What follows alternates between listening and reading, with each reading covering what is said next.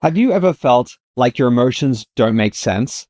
Like you're either completely disconnected from them or they hit like a tidal wave, overwhelming you before you even know what's happening. If you're neurodivergent, you're not alone in this.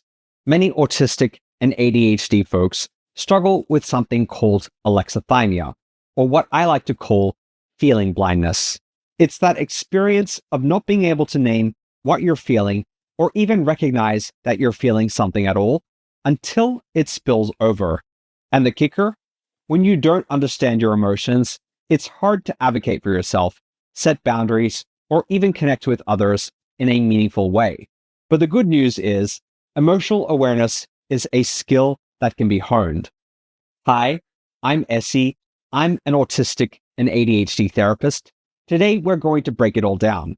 We'll explore why emotions feel so hard to understand, how alexithymia plays a role, and what you can do to start reconnecting with your emotions in a way that feels safe. Let's start with a big question.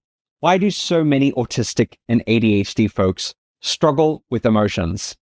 Some researchers believe alexithymia might be part of neurodivergence itself, while others think it develops because neurodivergents are constantly forced to meet neurotypical standards that don't fit us. Think about it. Growing up, many neurodivergents are told they're too much or not enough. Their neurodivergent traits are a source of conflict with others. They're often criticized, marginalized, and excluded because of their difference. If they mask, camouflage, and compensate for their neurodivergence, they aren't always going to be successful, and that same rejection is going to happen. Feeling that we're always one comment away from rejection, that somebody could come out of nowhere and attack us, teaches us to suppress our emotions entirely. We stop trusting them, we stop expressing them, and eventually we even stop recognizing them. This struggle to meet neurotypical norms, and then the criticism, shaming, and punishment that follows when we fail to do so, creates a cycle of emotional paralysis, where no response feels like the right one. You might think, why am I feeling this? Am I overreacting? I was just told I was wrong for expressing myself. Am I wrong, or are they? This internal conflict forces many neurodivergents to retreat emotionally, but this leads to a lack of practice and familiarity with them. The result is a very painful disconnect. You might not know what you're feeling, but you'll get hit with a sudden wave of anger, frustration, or sadness, but have no idea why. You doubt yourself. Maybe someone tells you your reaction is disproportionate, and now you're questioning whether you were even justified in feeling that way. You may also fear losing control. If you let yourself feel too much, will you explode? Will it ruin relationships? Will it make things worse? Over time, this repression of emotion turns into a survival strategy. If you don't trust your emotions, you start relying instead on logic. But here's the problem with that. Operating purely from intellect may sound like a good idea, especially if emotions are confusing. So why not just think through things rationally?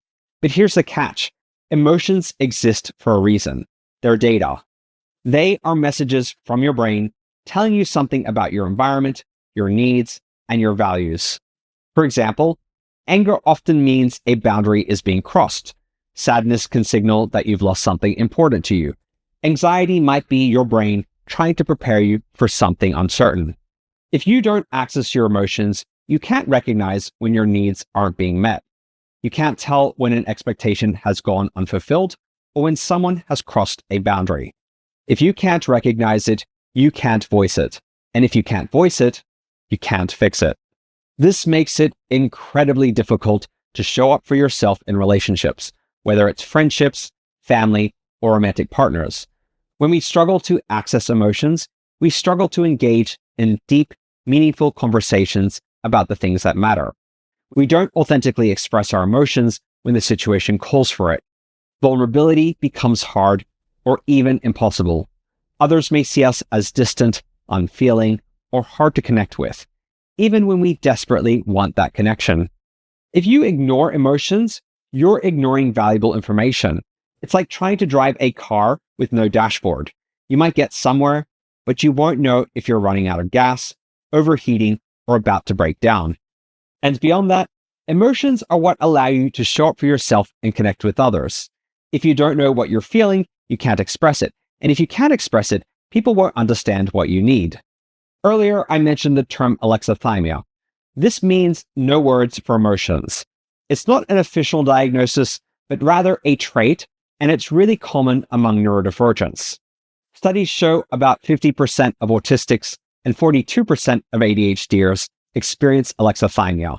It's linked to impaired interoception or difficulty sensing what's happening inside your body. It can show up as emotional blanking when your face stays neutral, even though you're feeling something inside. Or it can switch into emotional storms when emotions hit all at once, unpredictably, and intensely.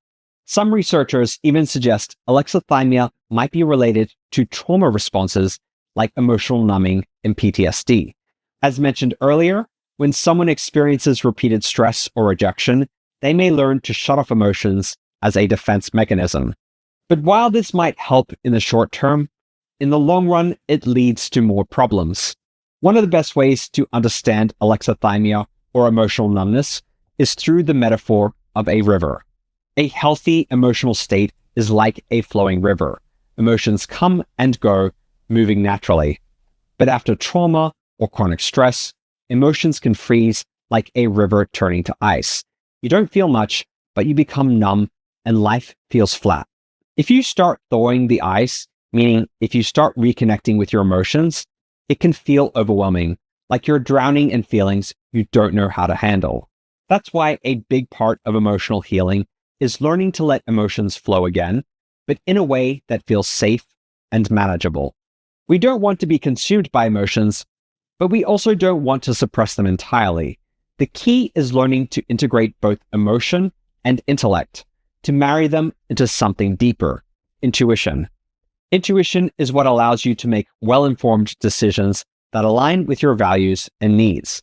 It helps you navigate situations when logic alone won't cut it.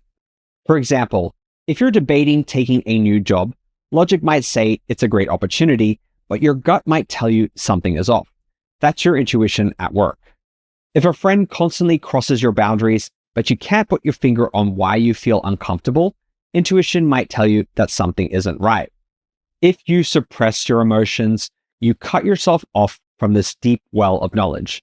You might make decisions that seem right on paper, but feel wrong in practice. You might struggle with knowing who to trust, when to walk away, or when to advocate for yourself. By learning to recognize your emotions, not suppress them or be overwhelmed by them, you build intuition. You start making choices that align with who you truly are. So alexithymia is reversible, but how do we start improving emotional awareness? Here are some practical strategies that can help. Pause and process. If you feel something but can't name it, stop and take a moment. Let yourself sit with the feeling instead of pushing it away. Use emotional wheels. There are a variety of emotional wheels that can help you name what you're feeling. Many neurodivergents only recognize big emotions like anger or anxiety, but usually there's something underneath that. Journal as a third-person narrator. Instead of writing, "I feel angry," try writing a story about yourself in the third person. They clenched their fists, their stomach felt tight. This can help separate feelings from overwhelm and allow you to name emotions from a safer distance. Try to engage the wise mind. Borrowed from dialectical behavioral therapy, DBT, the wise mind is a balance between logic and emotions. When faced with a problem, ask yourself, what does my logical mind say? What does my emotional mind say? And how can I combine the two to make the best decision? Practice effective communication. Once you can recognize emotions, expressing them is the next step. Another strategy from DBT is the Dear Man technique. Describe, express, assert, reinforce, be mindful, appear confident, and negotiate. And this can be really helpful, or you can use this simple structure. Say what you feel, describe the situation, and express what you need. For example, instead of shutting down, say, "I feel overwhelmed when plans change last minute. I need some warning so I can adjust." Instead of pushing down frustration, say, "I'm feeling irritated because my boundaries weren't respected. next time I need to be asked first. If you've spent years feeling disconnected from your emotions, you are not broken. Your brain learned to protect you by shutting off emotions, but you can learn to reconnect with them in a way that feels safe. Start small, give yourself time, and remember, emotions aren't something to fear. They're data, they're messages, and when you learn to listen to them, they can guide you toward a life that actually fits who you are. If you found this video helpful, please like this video, subscribe to my channel, and share it with anyone you think might benefit from my content. Thank you for watching, and I'll see you in the next video. Bye for now.